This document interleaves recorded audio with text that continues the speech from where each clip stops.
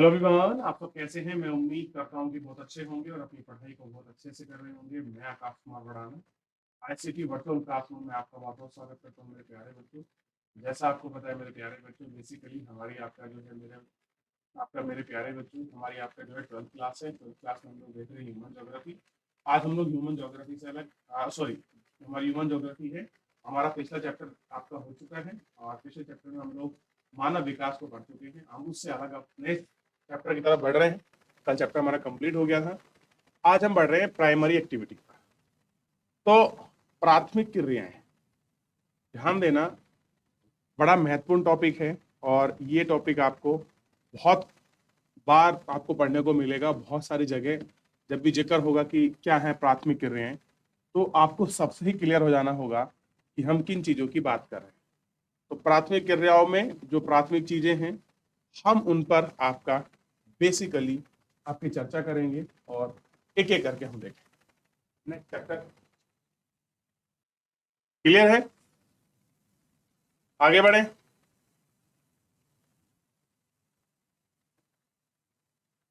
मानव के वे क्रियाकलाप जिनसे आय प्राप्त होती है, आर्थिक क्रिया कहलाते हैं। यानी कि जो हमको आय प्राप्त कराते हैं, हम उनको क्या कहते हैं? आर्थिक क्रिया कहा जाता है।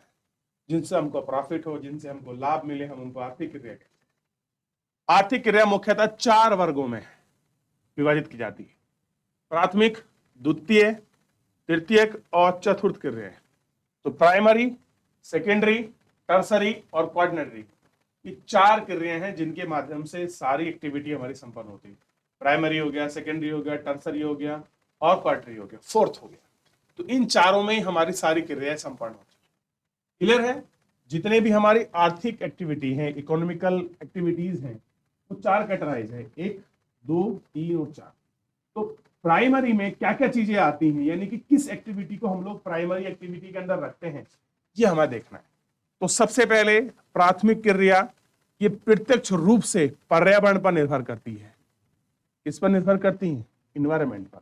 यानी कि प्राइमरी एक्टिविटी हमारी अर्थ और पर्यावरण से डायरेक्ट जुड़ी हुई है। जैसे, क्योंकि पृथ्वी के संसाधन जैसे भूमि, जल, वनस्पति, भवन निर्माण सामग्री, खनिज को उपयोग के विषय में बतलाती हैं। इस प्रकार आखेटक, भोजन संग्रहक, पशुचारक, मछली पकड़ना, वन से लकड़ी काटना, कृषि एवं खनन कार्य सम्मिलित किए जाते हैं। ये सारे चीजें इसके अंतर्गत हम इनको देख सकते हैं। तो प्राइमरी एक्टिविटी में क्या क्या आता है, जल्दी से नोट करके बताइए। मैं बताइए आप मुझे कि प्राइमरी एक्टिविटी में है क्या। तो प्राइमरी एक्टिविटी में क्या है? पृथ्वी के संसाधन जैसे भूमि, जल, वनस्पति, भवन निर्माण सामग्री, ये सब चीजें इसके अंदर आती हैं। जैसे कृषि करना, भोजन का संग्रहण करना, पशुचारण करना, मछली पकड़ना, लकड़ी काटना और कृषि खनन कार्य करना, ये सारी चीजें इसके अंतर्गत आपका सम्मिलित किए जाते हैं और इन्हीं को हम लोग क्या करते हैं? प्राइमरी एक्टिविटी के अंतर्गत ऐड करते हैं। क्लियर है?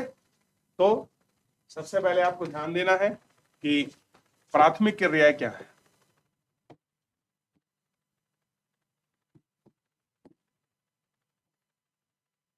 तो ध्यान दीजिए,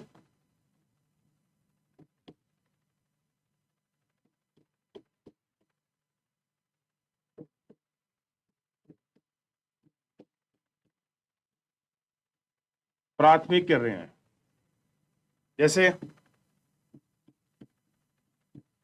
कृषि, वन, मछली पकड़ना,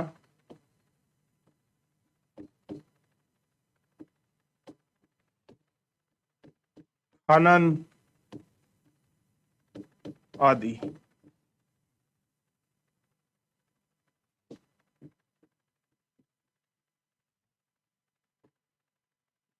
जो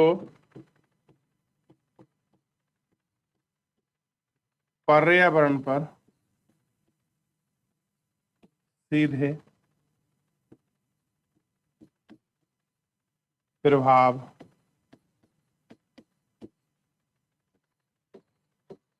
डालती हैं। वो क्या है? प्राथमिक क्रियाएं। ठीक, तो अब आपको क्लियर होना चाहिए कि प्राइमरी एक्टिविटी क्या है। तो मछली पकड़ना और कृषि करना ये भी इस प्राइमरी के भाग हैं और भौतिक सामाजिक कारक हैं, ये आपको ध्यान देना। अब देखिए, जैसे प्राथमिक क्रियाओं में कृषि,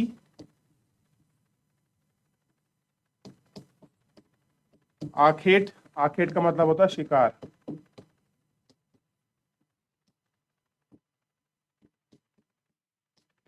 भोजन संग्रह, ये सब आपका प्राइमरी एक्टिविटी का पार्ट है, प्राथमिक क्रियाओं का पार्ट है। और आज भी भारत की बहुत बड़ी पॉपुलेशन, लगभग 65 से ऊपर की पॉपुलेशन ऐसी है जो प्रत्यक्ष और अप्रत्यक्ष रूप से एग्रीकल्चर सेक्टर में लगी है। कैसे है? एग्रीकल्चर सेक्टर में वो डायरेक्ट या इनडायरेक्ट रूप से आपका लगी हुई है। क्लियर है? तो सबसे पहले आप मुझे बताइए प्राइमरी एक्टिविटी क्या है। अभी तक आपने इतने उसको देखा, क्या है आपकी नजर में प्राइमरी एक्टिविटी?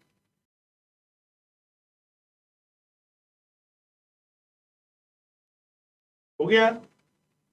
आगे बढ़े।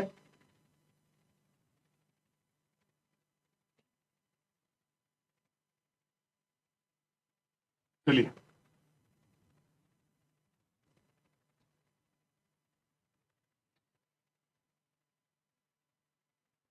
आखेटक और भोजन संग्रह।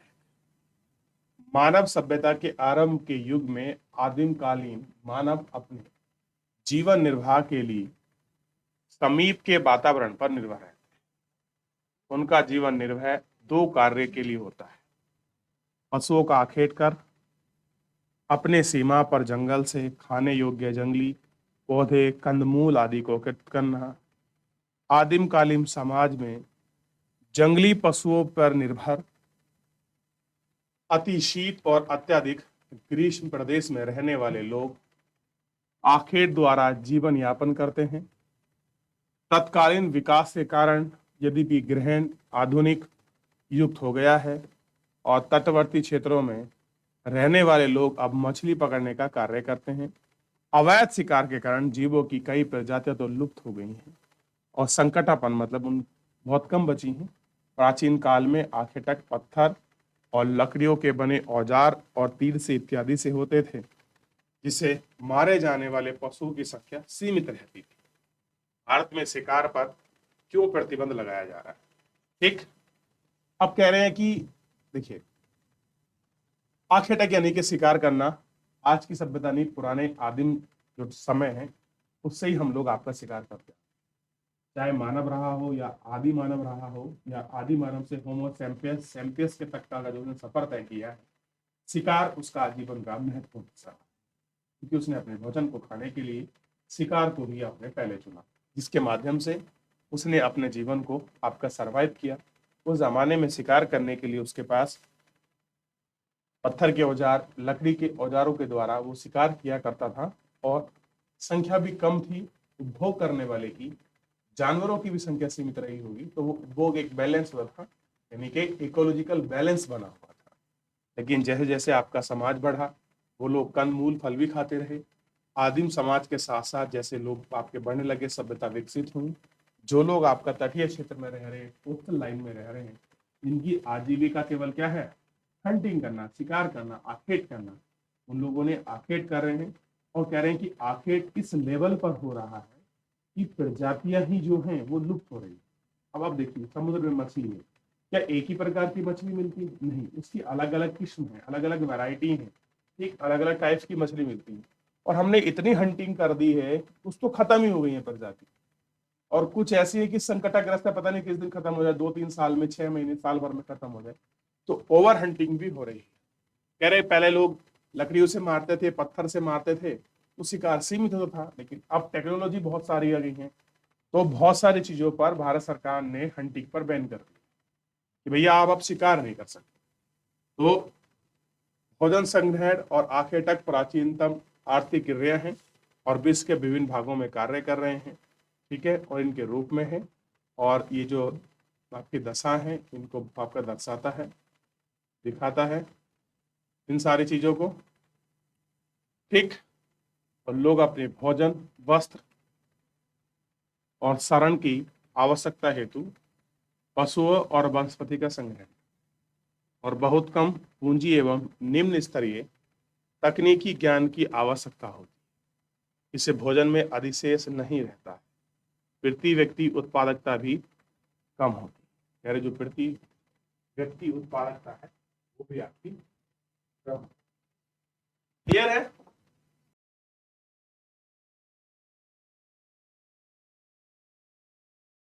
आगे बढ़े, आगे बढ़े, चलिए।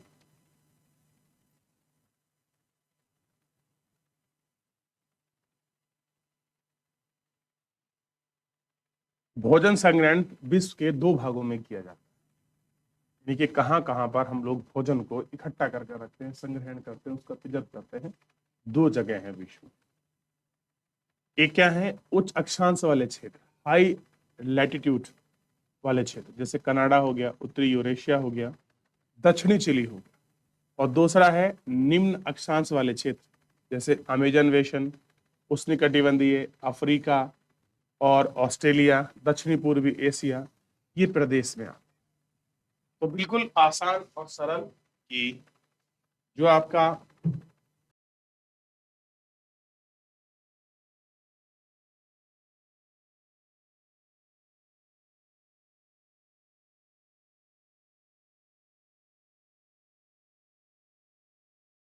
जो भोजन संग्रहक है, क्या है, संग्रहक है। ठीक। ये कहां कहां पर पाए जाते हैं? एक तो हो गया उच्च अक्षांश,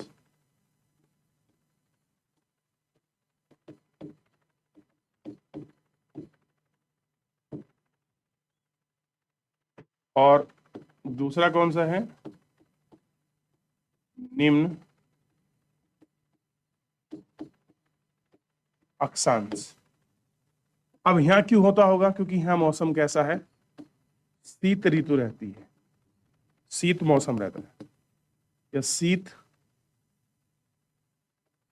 रहता है, टेम्परेचर ज्यादा रहता है, कम रहता है।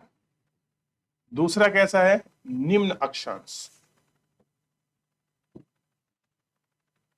कैसा है, निम्न अक्षांश है।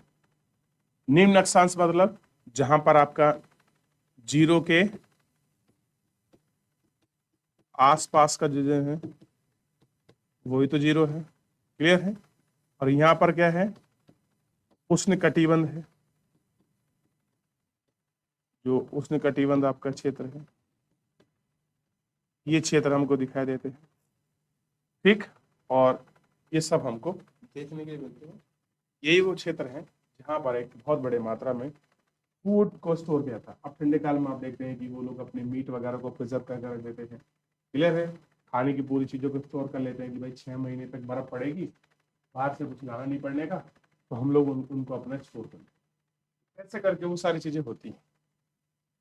आधुनिक समय में भोजन संग्रहण के कार्य में कुछ भाग में व्याप्तीकरण हो गया है। ये लोग कीमती पौधे, पत्तियां, छाल, औषधिक पौधों का सामान्य रूप से बाजार में बेचने का कार्य भी कर रहे हैं। पौधों के लिए विभिन्न भाग में उपाय कर सकते हैं। उदाहरण के तौर पर कुनैन को, चमड़े को तैयार करना, और कार्क यानी कि पत्तियों का उपयोग करके पेयजल, दवाई, कीटवर्धन वस्तुएं बनाना, रेशे का कपड़ा बनाना, सदृढ़ फल को भोजन, तेल, इन सब का रबड़, इन सब का उपयोग किया जाता है। तो अलग अलग रूप में वो सबको क्या कर रहे हैं, प्रयोग में ला रहे हैं और उनको देख रहे हैं। क्लियर है? ये भी हमको देखना चाहिए कैसे कैसे हो रहा है, क्या क्या हो रहा है।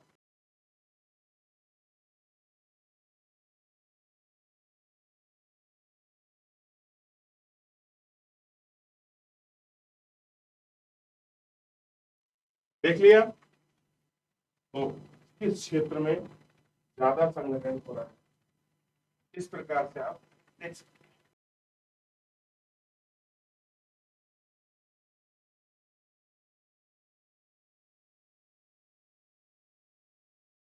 आगे बढ़े, आगे बढ़ जाए।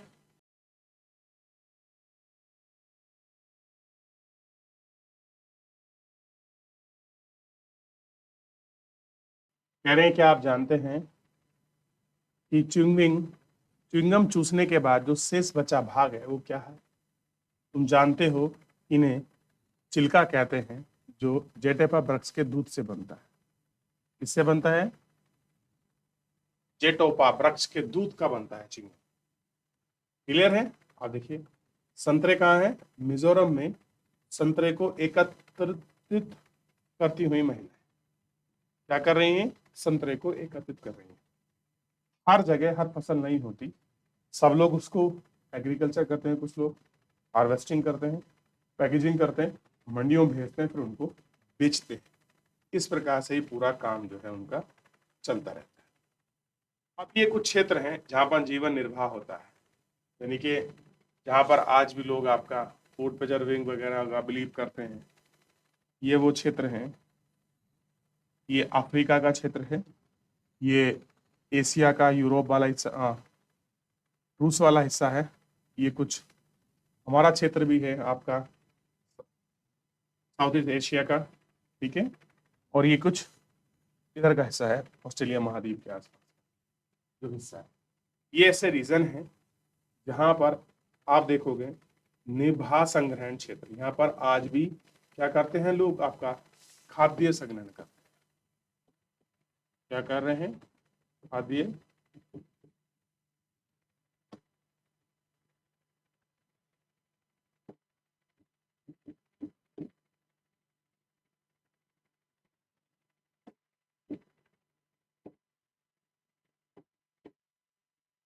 खाद्य संग्रह। क्लियर है? देख लिया?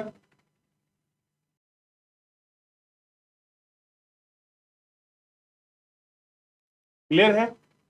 देख लिया आपने?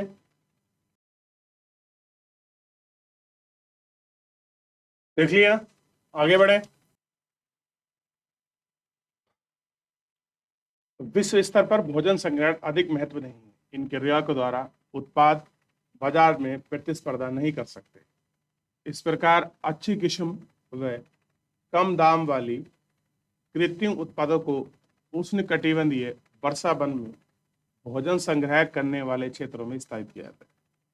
अब बात करते हैं पशुचारण की। आखेट पर निर्भर रहने वाले समूह, जब यह महसूस किया जाता है कि आखेट का जीवन भरण पोषण में नहीं किया जा सकता, कि आखेट का जो जीवन है हम उनको भरण पोषण में आपका नहीं कर सकते, तब मानव ने पशुपालन व्यवस्था के विषय में सोचा कि भाई हमेशा आप अगर शिकार पे ही टिके रहोगे ये तो नहीं हो सकता। तो इसलिए उसने क्या शुरू किया? पशुपालन व्यवस्था। विभिन्न जलवायु की दशा में रहने वाले लोग उन क्षेत्रों में पाए जाने वाले पशुओं का चयन करके पशु पालते हैं, बनाए जाते हैं। भौगोलिक कारक तकनीकी विकास के आधार पर वर्तमान समय में व्यवस्था और परिवहन में ये किया, यानी कि उन्होंने व्यावसायिक रूप भी किया, उनका कमर्शियल भी किया और पशु को अपनी व्यक्ति के जीवन निर्वाह किया। भौगोलिक कारक और तकनीकी के विकास के आधार पर इन्होंने पशुपालक को अपने जीवन का हिस्सा बनाया। देखिए, किसान को दूध दही घी मट्ठा ऐसी जरूरत है जो हमको चाहिए, वो सब हम पशुपालन के थ्रू ही हम उससे अपने यहाँ ला सकते हैं, अपने से जोड़ सकते हैं। पशुपालन ही कैसा है, मेन इंपॉर्टेंट जो फैक्टर है वो आपका रोल प्लेगा। क्लियर है? या